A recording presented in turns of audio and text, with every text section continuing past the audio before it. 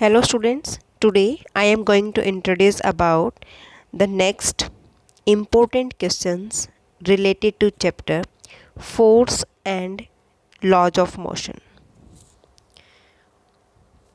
Question number 1. What name is given to the project of mass and velocity of the body? देखो बेटा, mass into velocity किसके equal होता है बेटा? Momentum के इक्वल होता है. It is denoted by p. So this is called as momentum. तो उसकी जो नेम है that is the momentum. Okay, now the next question is question number 2. Name the physical quantity which is considered to be a measure of quantity of motion of a body. ठीक है, जो body move करती है तो उसकी quantity को measure करने के लिए कौन सी फिजिकल क्वांटिटी यूज़ की जाती है? मोमेंटम. ठीक है, क्यों बेटा? क्योंकि जो मोमेंटम है वो मास इनटू वेलोसिटी होता है. ठीक है, तो उसकी वेलोसिटी मोशन से ही पता लगती है. ठीक है, और मास उस बॉडी का हमें पता होता है. तो हम क्या किससे निकालते हैं? मोमेंटम से ही मेज़र करते हैं किसी भी बॉडी का मोशन की क्वांटिटी. सॉरी. ठीक है, now the next is what is the SI unit of momentum. अब मोमेंटम होता है बेटा p is equal to mass into velocity. Here mass is used in kilogram and velocity is used in meter per second.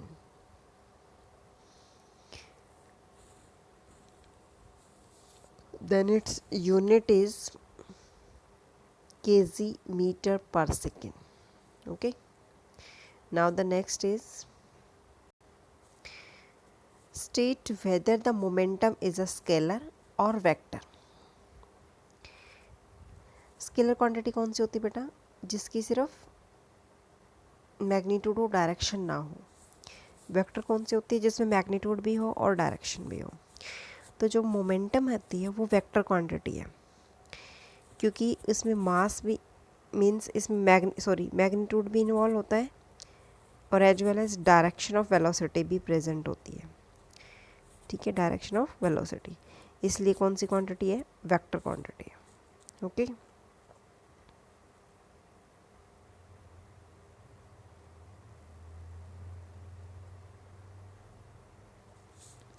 Now what is the total momentum of the bullet and the gun before firing. देखो, total momentum bullet का और gun का before firing क्या है बेटा? Zero हो जाएगा. क्यों? क्योंकि जो दोनों की वेलोसिटी है वो क्या होगी? ज़ीरो हो जाएगी. ठीक है, क्योंकि momentum is proportional to the velocity. अगर वेलोसिटी ज़ीरो है तो मोमेंटम भी क्या हो जाएगा? ज़ीरो हो जाएगा. Okay, now the next question is name the physical quantity whose unit is kilogram metre per second. क्या यूनिट क्या आएगा बेटा? Momentum. What will be the momentum of a body of mass m which is moving with velocity v. तो here momentum p is equal to m into में v, mass into velocity. Now next is what is the usual name of force which cannot produce motion in a body but only change its shape. Shape change हो जाती है. कौन सा force होता है बेटा? Balanced force that can not produce motion in a body but can it's change the shape of the body. Okay, now next is name the unbalanced force which slows down a moving bicycle when we stop pedaling it. तो इसमें क्या आएगा बेटा? जो frictional force है that slow down a moving bicycle when we stop pedaling it. ठीक है, तो frictional forces apply here. और frictional force is the example of unbalanced force. Now next question is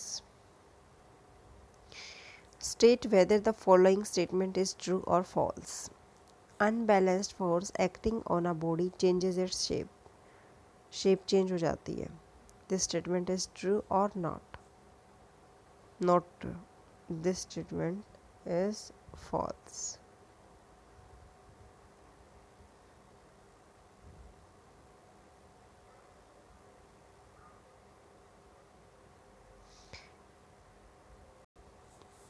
Next is, when a ball is dropped from a height, its speed increases gradually. Name the force which causes this change in speed. तो बेटा अगर कोई ball height से गिरती है तो speed जो होती है इंक्रीज़ हो जाती है, तो वहाँ पे कौन सी फोर्स लगेगी जिससे स्पीड उसकी चेंज होती है? तो फोर्स ऑफ ग्रेविटी, क्योंकि वो नीचे की तरफ आने की कोशिश करती है, इसलिए क्या होती है वहाँ पे ग्रेविटेशनल फोर्स यूज़ होती है. तो force of gravity is apply here. Okay, now next is, Name the property of bodies to resist a change in their state of rest or of motion. कौन सी प्रॉपर्टी होती है बेटा जो body को उसकी जो स्टेट होती है या तो रेस्ट में ही रहती है या फिर मोशन में ही रहती है. ठीक है, तो कौन सी प्रॉपर्टी है? इनर्शिया होती है. ठीक है. Now what is the another name of Newton's first law of motion? Newton's first law of motions is also called as the Galileo laws of inertia. Okay. Now the next is, देखो बेटा, the mass of object A is 6 kg, whereas another object of B is 34 kg. Which of the following object A or B has more inertia? इस case में क्या करते हैं हम? देखो, एक ऑब्जेक्ट ए है, एक ऑब्जेक्ट आपका क्या है बी. एक का मास है 6 kg, दूसरे का है 34 kg. तो कहते हैं दोनों का इनर्शिया किसका ज़्यादा होगा. ठीक है, देखो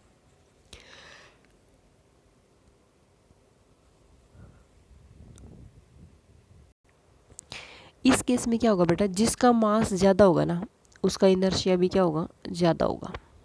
ठीक है, तो इट मीन्स ऑब्जेक्ट बी जो होता है दैट इज़ 34 kg है, ऑब्जेक्ट ए 6 kg है, तो ऑब्जेक्ट जो बी है उसका इनर्शिया ज़्यादा होगा. तो इस केस में ये आ जाएगा.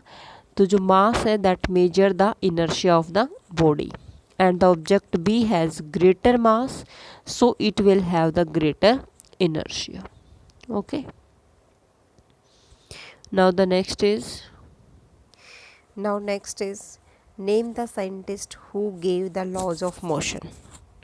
किसने दिया था बेटा? इसेक न्यूटन्स ने दिया था. आप न्यूटन्स भी कह सकते हो direct. Newton's gives the laws of motion. Next is, state whether the force is a scalar quantity और a vector quantity. So in this case force is a vector quantity because it has its magnitude as well as direction. Now the next question, with which physical quantity should be the speed of running bull be multiplied so as to obtain its momentum. तो कौन सी physical quantity हम use करते हैं बेटा यहाँ पे? देखो, जो स्पीड होती है रनिंग बुल की, उसको हम मल्टीप्लाई करते हैं मास से, ताकि हमें क्या मिले, मोमेंटम मिले. ठीक है, तो इसलिए इसको हम क्या बोलते हैं, P is equal to M into में V. तो V क्या है, एक तरीके से स्पीड है, तो इसको हम मास से मल्टीप्लाई करेंगे तभी हमें कौन सी क्वांटिटी मिलेगी, momentum, that is physical quantity. Now next is, fill in the blanks with suitable words. In this case, dash is a measure of inertia of a body. कौन मेजर करता है बेटा? मास. तो आपका आंसर आ जाएगा बेटा यहाँ पे mass is a measure of inertia of a body. Next B part, when a running car stops suddenly the passenger are dragged forward. Okay, now next, when a stationary car starts suddenly the passenger are jerked backward.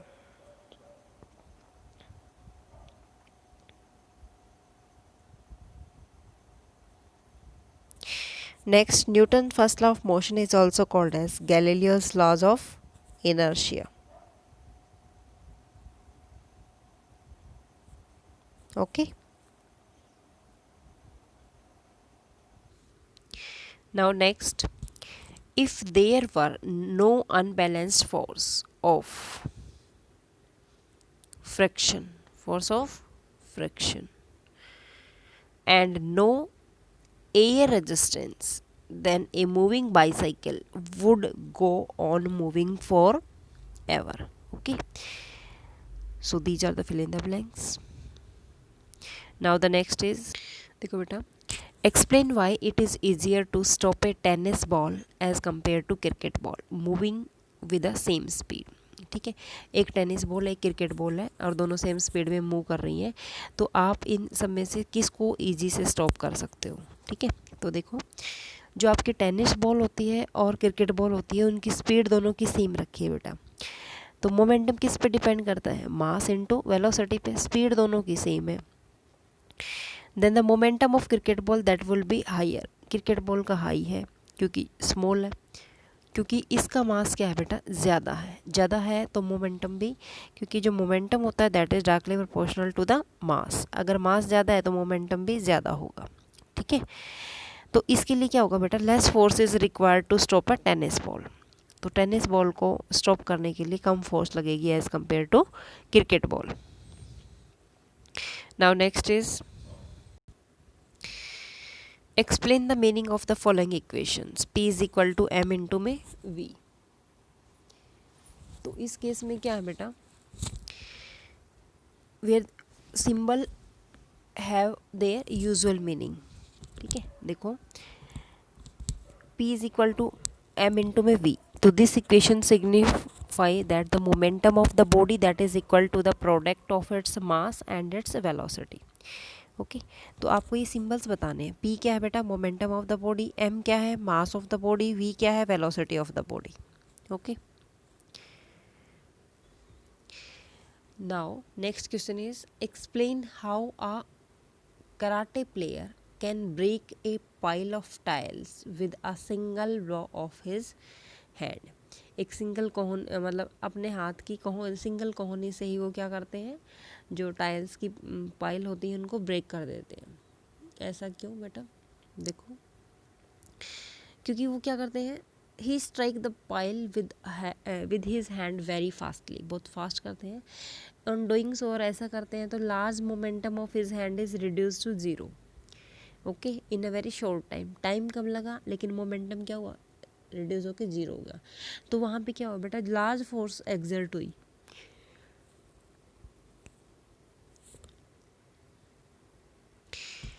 सो ये large force क्या है, ये break करेगी किसको, piles of tiles को, जो क्या होता है सफिशिएंट है ताकि वो दूर दूर है. ठीक है, तो वहाँ पे ज़्यादा फोर्स जो है एक्सर्ट करनी पड़ेगी इस वजह से.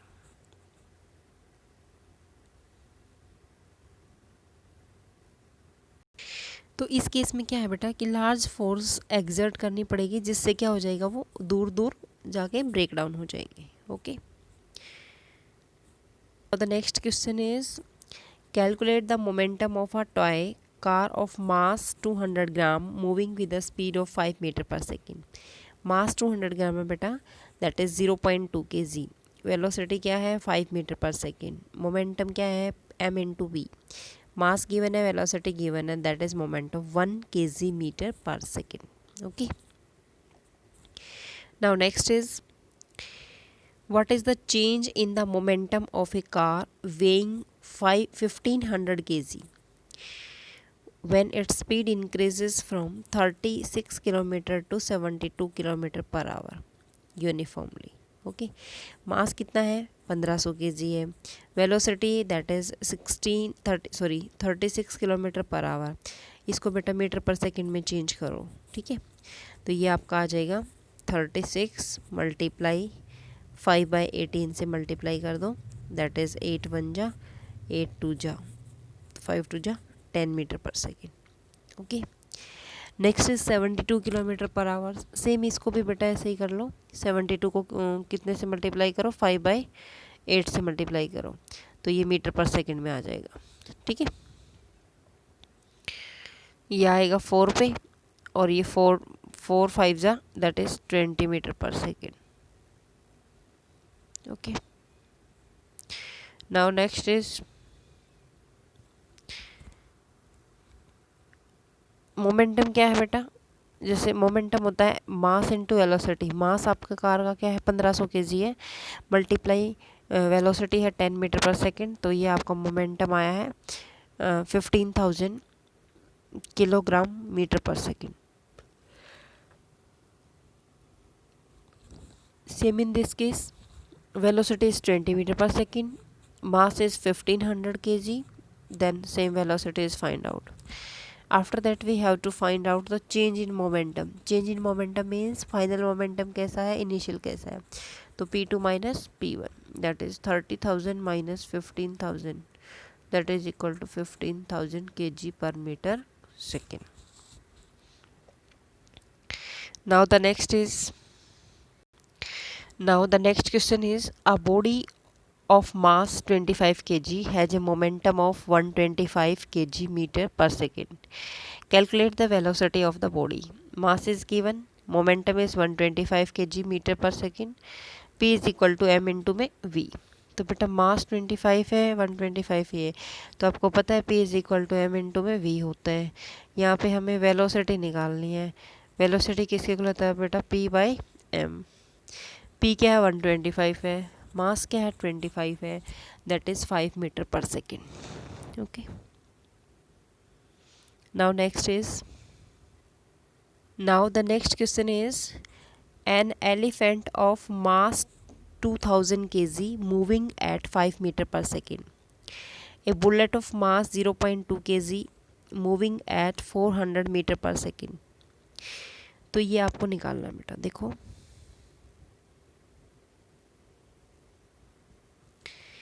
मास ऑफ एलिफेंट 2000 kg, वेलोसिटी 5, तो मोमेंटम क्या होता है 2000 multiply 5 that is 10,000 kilogram metre per second. Same in bullet का मास कितना है 0.02 kg, velocity 400 metre per second. Momentum कैसे निकालना है, दोनों की मल्टीप्लाई कर दो, that is answer 8 kg metre per second. Now the next question is, which of the two, balanced force or unbalanced force, can change the speed of object? इनमें से कौन सा जो है ऑब्जेक्ट की स्पीड को शेप को चेंज कर सकता है, और आपको एग्जांपल देना है। जैसे बैलेंस्ड फोर्स है बेटा, बैलेंस्ड फोर्स क्या करता है, ऑब्जेक्ट की शेप को भी चेंज कर सकता है।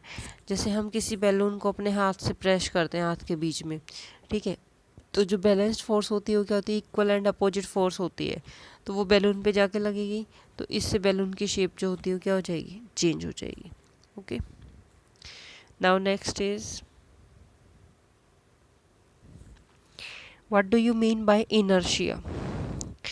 इनर्शिया क्या होता है, इनर्शिया ऑफ मोशन क्या है बेटा, एक प्रॉपर्टी है बॉडी की, जिससे क्या होता है, which resist the change in its speed of motion, uniform motion. ठीक है, यूनिफॉर्म मोशन में जो भी स्पीड में जो चेंज आता है उसको रजिस्ट करता है, रोकता है, उस प्रॉपर्टी को हम क्या बोलते हैं, इनर्शिया बोलते हैं।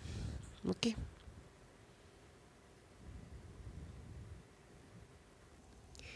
For example, if there is no air resistance and no friction to oppose the motion of a moving bicycle, it will go on moving forever। देखो बेटा, जैसे कोई भी एयर रेजिस्टेंस ना हो, ना ही कोई फ्रिक्शन हो, तो वो क्या करेगी, उसको जो मोशन है मूविंग बाईसाइकिल का उसको अपोज करेगी, इसलिए वो क्या होती है, मूव करती रहती है। ओके, तो यहाँ पे कौन सी प्रॉपर्टी लगती है, इनर्शिया प्रॉपर्टी। ठीक है, inertia of motion. Now next is, state the Newton's first law of motion. Give two example to illustrate the Newton's first law of motion. देखो बेटा, क्या कहता है Newton first law of motion? Newton first law of motion states that a body at rest will remain at rest. अगर body rest में है तो rest में रहने की कोशिश करती है। And a body in motion that will continue in motion in a straight line with uniform speed. Okay,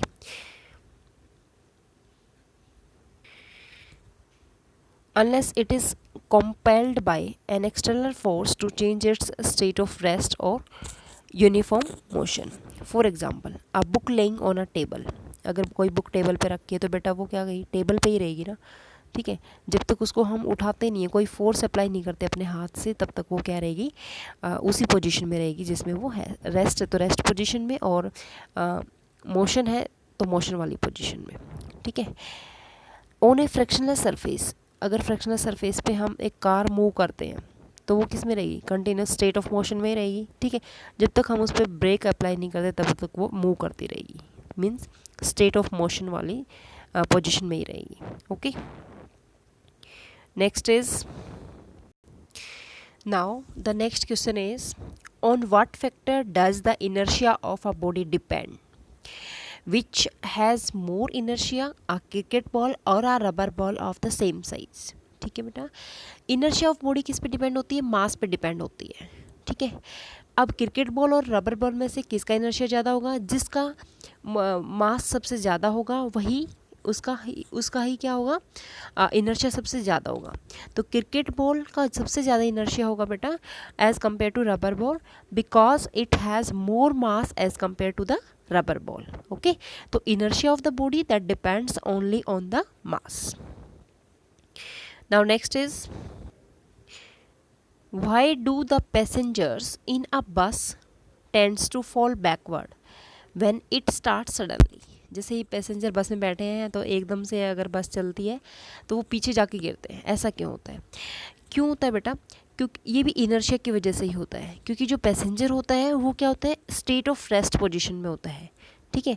जब बस स्टार्ट होती है तो रेस्ट पोजीशन में होता है और बैकवर्ड जो है एकदम से बैकवर्ड जाता है, okay, due to the state of rest.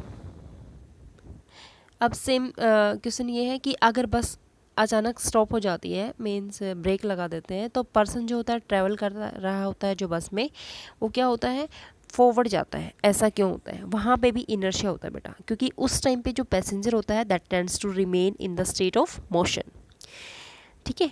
और जो बस होती है वो एकदम से रेस्ट पोजीशन में आने की कोशिश करती है, जबकि पैसेंजर मोशन में होता है, इस वजह से वो अचानक कहाँ गिरता है, फॉरवर्ड डायरेक्शन में फॉल होता है, ठीक है। Now next is,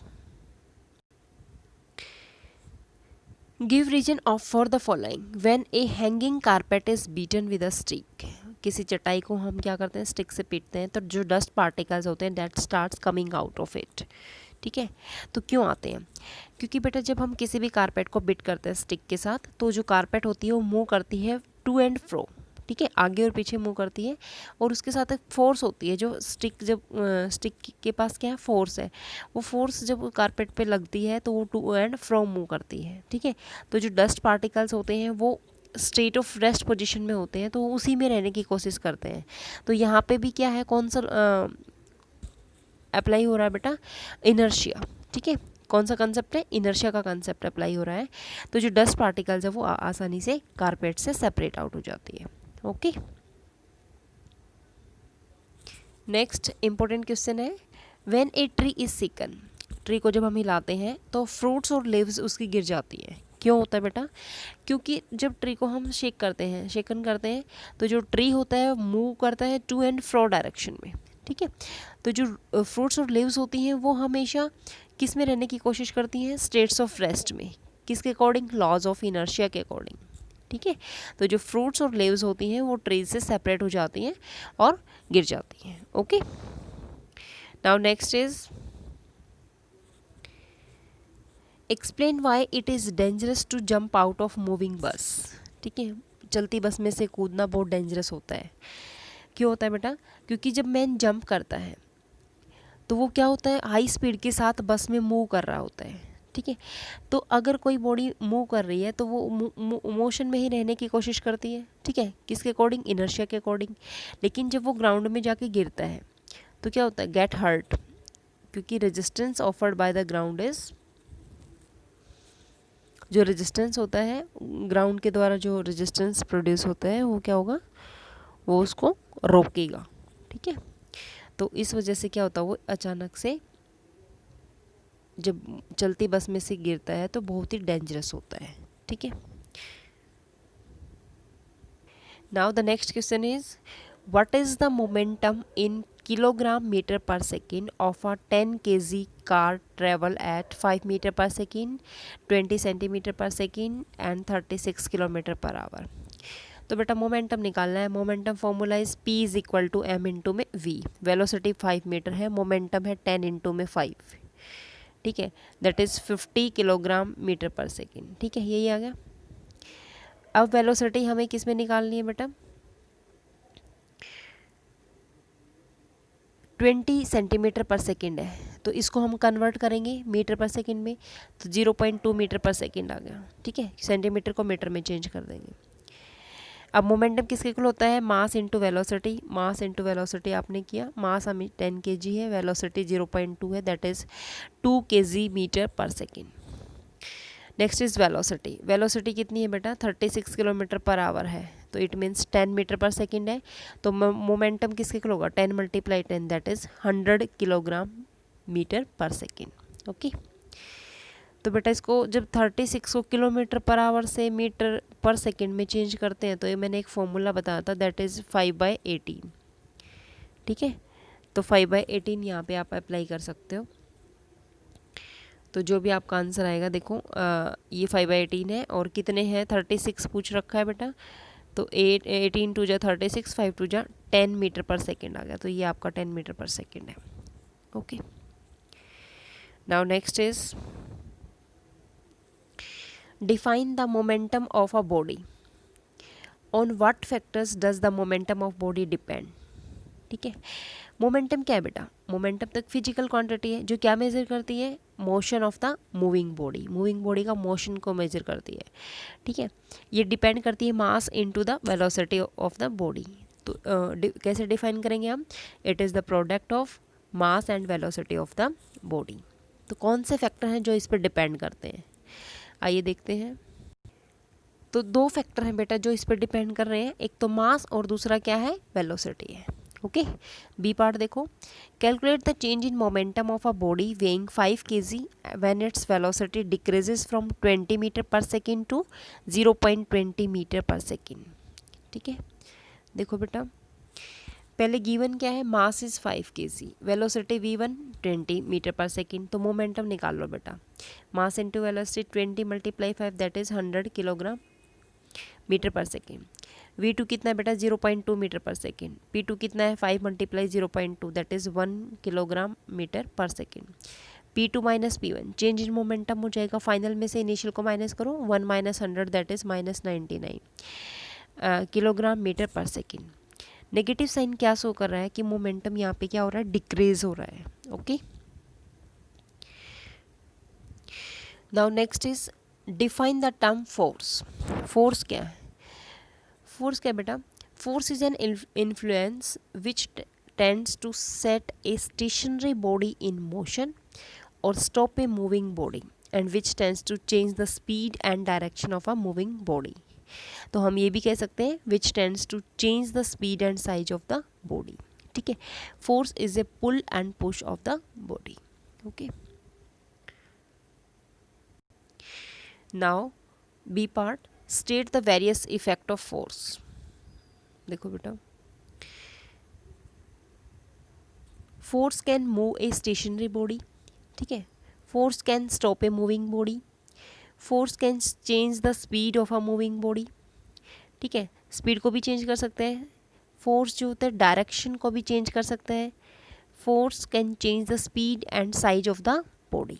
okay, so these are the effects of force.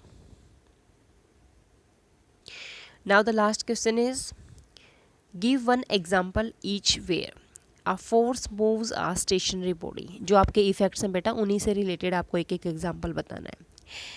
Stationery body को कैसे मूव करता है फोर्स, तो आप इसमें एग्जांपल दे सकते हो कि किकिंग अ स्टेशनरी फुटबॉल, ठीक है, स्टेशनरी फुटबॉल को आप किक कर सकते हो, मार सकते हो, तो वो क्या स्टेशनरी ऑब्जेक्ट मूव करना स्टार्ट कर देता है।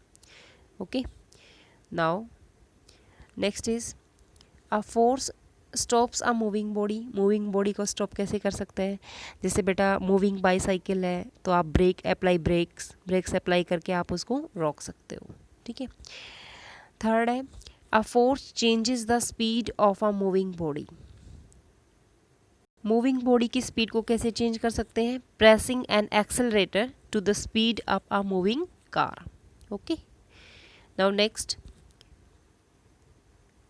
A force changes the direction of a moving body. देखो बेटा, जैसे a force changes the direction of a moving body. इस केस में क्या है, a moving cricket ball hit by a bat. ठीक है, मतलब बैट से बॉल को हिट करना, मारना. ठीक है. And the last is a force changes the shape and size of a body. Shape कैसे चेंज होती है बेटा, जैसे flattening of dough by rolling pens to make a chapati. ठीक है, तो ये क्या है, उसकी शेप और साइज चेंज हो जाते हैं. ठीक है, फ्लैट डॉट से डॉ से क्या बनाते हैं, उसको रोल करके, ठीक है, पिन लगा के, and to make a rolling pin से, ठीक है, रोलिंग पिन से उसको फ्लैट करते हैं और फिर क्या बनाते हैं, to make a chapatis. Okay, thank you students. Please learn and write these questions.